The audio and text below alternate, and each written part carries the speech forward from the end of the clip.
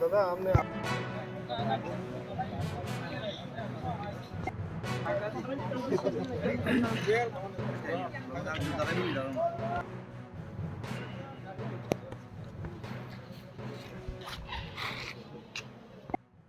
বাজার করি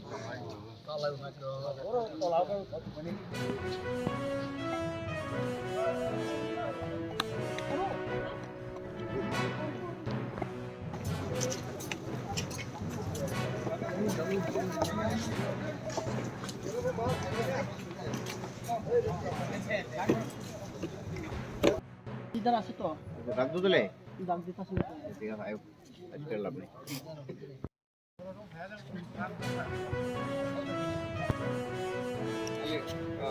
এটা বেটা সবাই তো ডিমান্ড একটা আছে না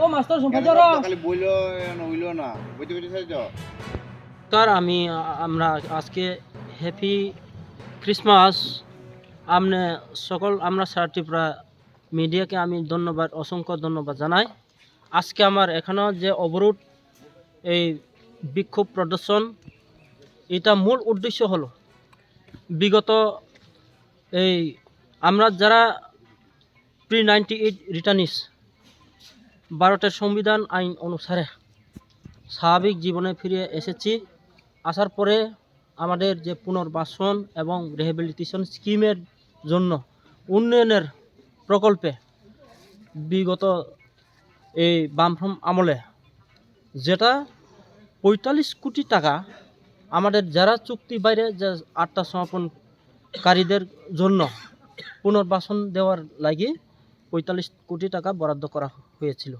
সে বরাদ্দ এই ২২ তারিখ মে ২০৬০ সে টাকা বরাদ্দ করা হয়েছিল হওয়ার পরে বরাদ্দ করার পরে এরপরে ২০০৮ থেকে ইমপ্লিমেন্টিং করা হয় মানে এর মধ্যে ইমপ্লিমেন্টিং যে চলছিল মোটামুটি ২০১৮ অবধি মানে রানিং ইমপ্লিমেন্টিং করা হলো তারপরে ২০১৮ মধ্যে যেহেতু করোনা ভাইরাস বিভিন্ন ধরনের সমস্যা নিয়ে একটু বদ্ধ হয়ে গেছে আমরা স্কিমটা বদ্ধ হওয়ার পরে এখনো পর্যন্ত কোনো অবধি মানে এই স্কিমটা উল্লেখ নেই যার কারণে আজকে আমরা মূল উদ্দেশ্য আমাদের ত্রিপুরা স্টেট গভর্নমেন্টের আমরা অনুরোধ সে আরও আমরা ৪৫ কোটি ভিতরে আমরা এক্সপেন্ডিচার আরটিআই ভিতরে আমরা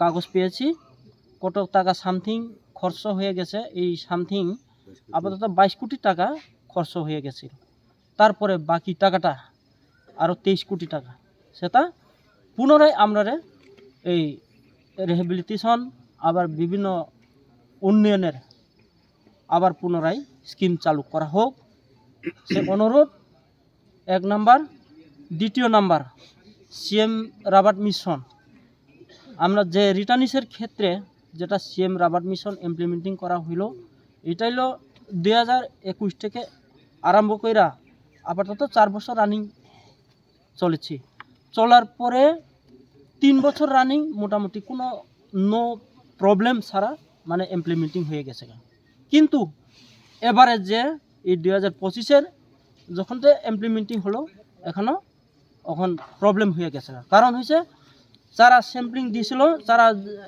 বিতরণ করছে করার পরে এখন চারা লাগে ছাড়া এরপরে চারা বাঁচাইতে গেলে এই মানে ফেন্সিং লাগে ওই যখন বিগত এই ৬ মাস রামপদ স্যার যে মিনিস্টার হয়ে গেছে তখন তো ২বার মিটিং হয়েছে এখন মাইনাসও আছে এইটাও তো কোনো কিচ্ছু কাজই নেই শুধু হইব কই আছে এরপরে সাইরা দিয়েছিল মিটিং এরপরে আমরা এই আন্দোলনটা সাইরা দিছে তখন আর সাইরা কোনো রকম ভাবে কথা কই আছে সাইরা দিতে পারলে তো শেষ ঠিক আছে এইটাও তো একটা সমস্যা ঠিক আছে আমরা তো বারবার এরকম মিনিস্টার স্যার তো নিজেই কইছে হ্যাঁ মিনিস্টার স্যার নিজে এটা পুরাই দেখো পুরো চিন্তা করেন না আমরা মেইন হইছে ওই যে এটা ব্লক প্যাকেজ রিহ্যাবিলিটেশন স্কিম এটা তো আমরা মেইন এই রাবার প্ল্যান্টেশন তো হয়ে যাবে এটা তো অবশ্যই আমরা জানি কারণ এটা ওই ব্লক প্যাকেজ হইলে তো এটা আরো 23 কোটি টাকা তো আবার বাকি রয়েছিল, এটা তো 2018 থেকে স্তব্ধ হয়েছে, এটা এখনো পর্যন্ত কোনো কাজ হয়নি। হ্যাঁ। যার কারণে আমরা এটাই তো একটা বিক্ষোভ, আরো 23 কোটি টাকা সামথিং এখনো বাকি রয়েছিল।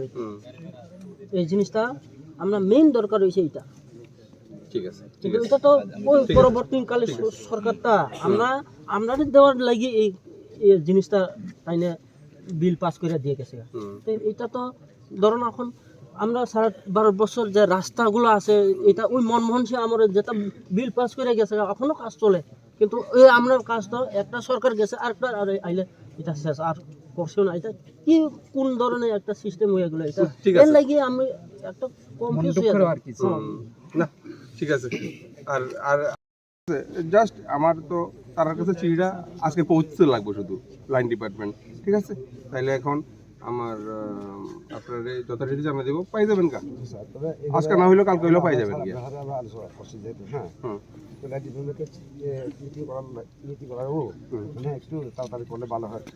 না ঠিক আছে, এই সপ্তাহের মধ্যে হোক। এই সপ্তাহে আমি আমি আমি আমি ফুল ফুল বিশ্বাস যে এই সপ্তাহে আপনি পাই যাবেন গিয়া। এটার লেগে দুই কথা হইতো না, পেয়ে যাবেন গিয়া, ঠিক আছে? আর সবচেয়ে বড় কথা তো আজকে তো আপনাদের নিউ ইয়ারও, ঠিক আছে? আমি চাই না যে আপনাদের নিউ ইয়ারটা আপনার রাস্তাতে কাটান, আমি চাই না, ঠিক আছে? এবং সবাই হ্যাঁ আজকে নিউ ইয়ারের শুভেচ্ছা এই রাস্তাতেই। আপনারা ভালো থাকেন এবং আমি চাই যে আপনারা যেন আপনারা নিজের বাড়িতে গিয়েই যেন আপনারা ইয়ে করতে পারেন, ঠিক আছে? আর আর আর আর কষ্ট করেন না, ঠিক আছে? আজ অ্যাটলিস্ট নিউ ইয়ারটা সুন্দর করে কাটান বাড়িতে বসে, ঠিক আছে? তাহলে ইয়ে করেন, ঠিক আছে? আমরা আছি আপনার সঙ্গে, কোনো চিন্তা করবেন না, আমরা সবাই এক, আচ্ছা ঠিক আছে স্যার। আর স্যার আমরা তো আপনারা অপেক্ষা রইতে আছি, আসছি যে এগুলো তো আছি। কারণ